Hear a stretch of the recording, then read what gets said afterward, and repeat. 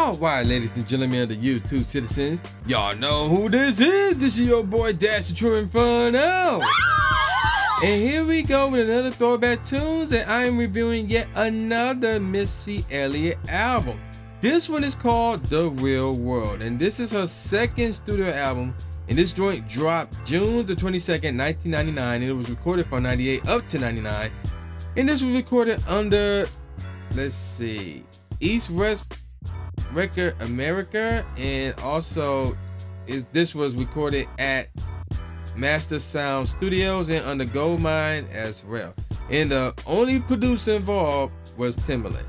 So yeah, there you go with that. Now, here's the thing about this album. The album is noted for adding a raunchier and darker style to Missy's music, as well as including the overt political use of the term bitch.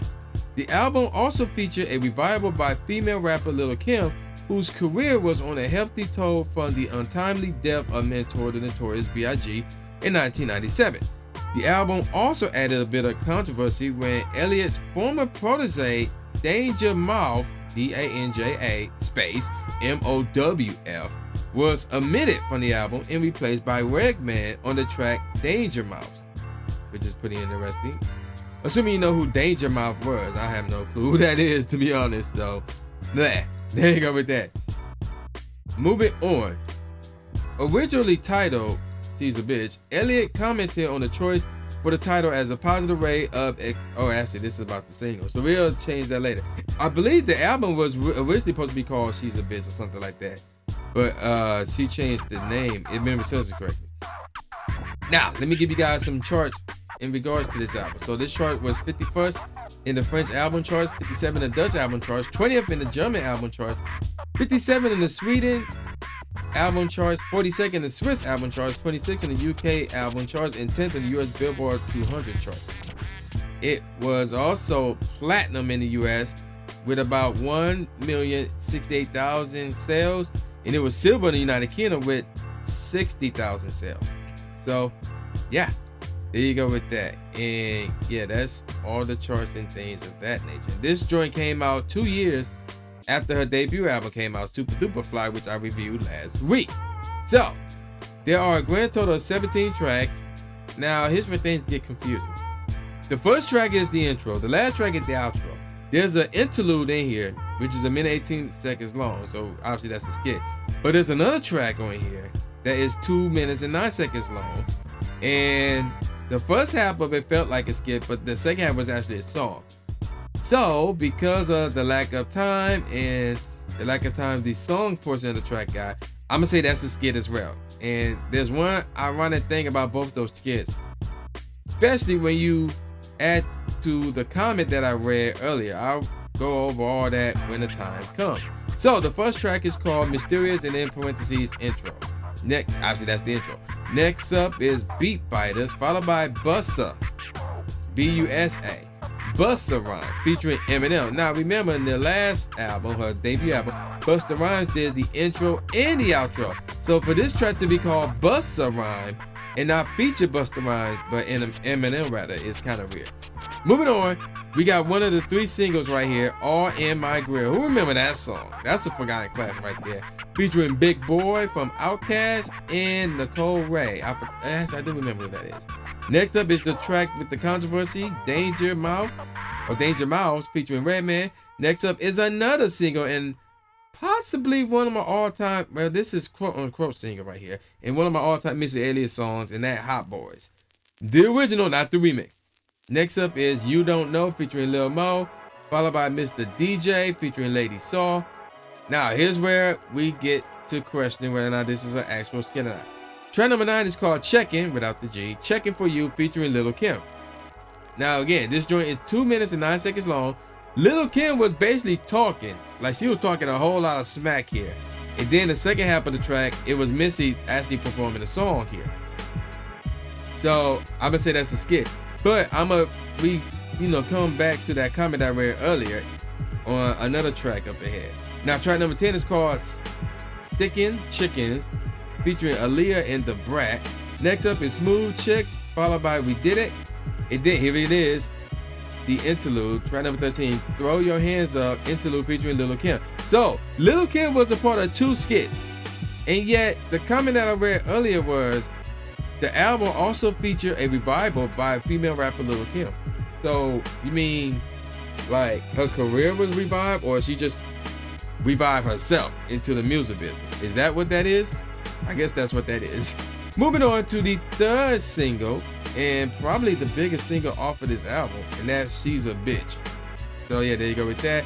Followed by You, the letter U, Can't Resist, featuring Juvenile and BG, which is ironic because you got a track on the song, a track in the album called Hot Boys, and on this song you feature one half of the Hot Boys in Juvenile and BG. Track number 16 is called Crazy Feelings, featuring Beyonce, followed by Religious Blessings, which is the outro. Now, if you got this album out in Europe, there's a bonus track called All in My Grill Remix, featuring MC Solar with 2 A's and Nicole Ray. So they replaced Big Boy with MC Solar. So that's pretty interesting. I had not heard that one. So let's start off with the first single, which is called She's a Bitch, or in the clean version, She's a What? I remember that. So this joint came out April 20th, 1999. Yeah, there you go with that. So I'll get more on to the charts in a second. And yeah, there you go with that. Now let's see. The song was written by Missy Elliot and Timbaland, obviously. She's a Bitch set the darker tone of The Real World, the album itself, featuring Elliot's angry lyrics and an ominous soundscape courtesy of Timbaland.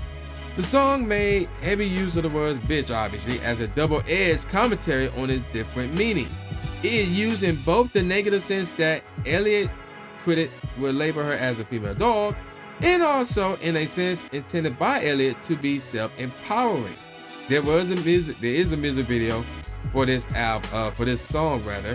Now, okay, this is interesting. Florida rapper Ski Master Slump God released a remix of the song titled Catch Me Outside. Catch Me Outside, how about that? I can't see how that's a remix. If that's the song that I'm thinking of, I can't see how that's a remix of that. I really can't. And there's a music video for that song as well, so that's pretty interesting. Now let's look at the charts. It was 70th out in Australia, 84th in Germany, 26th in New Zealand, 53rd in Sweden, 90th in the US Billboard Hot 100, and 30th in the US Billboard Hot R&B/hip hop singles and tracks. So yeah, there you go with that. And it did not get any certifications, so I can't really say it's the leading single since it came out first, but I wouldn't call it her best single. Her next single is called All in My Grill, again featuring Big Boy from Outkast and voice ad-lib, and of course from her former protege Nicole Ray, who also did the hook as well in other parts of the song. So this joint came out September 13th, 1999. And there was a music video for this as well that came out August 1999. So that's kind of weird, I guess, whatever. Now let's look at the charts. Now, okay, hang on. This is interesting. Okay, let me give you a disclaimer in regards to the charts.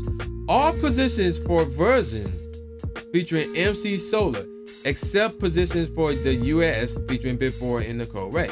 So, outside of the 2 US Billboard charts, everything else did not feature Big Boy, but instead featured MC Solar. So out in the, well, no, there's 2 Belgiums here. Ultra Tip Flanders, this song placed 7th. It was 9th in the Ultra Top 50 Wallonia, 16th in France, 22nd in Germany, 86th in the Netherlands, 39th in Sweden, 23rd in Switzerland, and 20th in the UK singles charts. So all of those featured, that's the remix featuring MC Solar. Now the last 2 charts was the original featuring Big Boy and Nicole Ray. 64th on the US Billboard Hot 100 and 16th in the US Hot R&B/hip hop songs chart. And I believe this single actually got gold, if memory serves me correctly. Let me double check on that. And yes, it did. It did get gold, but it was by the SNEP, not the RIAA, which is done in America. I want to say the SNEP was done in Switzerland, so that's just a guess right there. But yeah, let's move on to the 3rd and final single, which is called Hot Boys. And I mentioned this earlier. So here's the deal.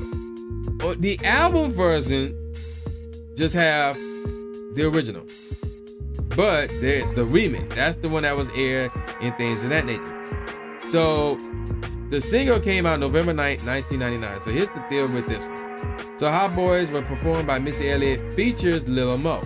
The remix version of the song, was an urban hit featuring Nas, Eve, and Q-Tip, and of course Lil Mo.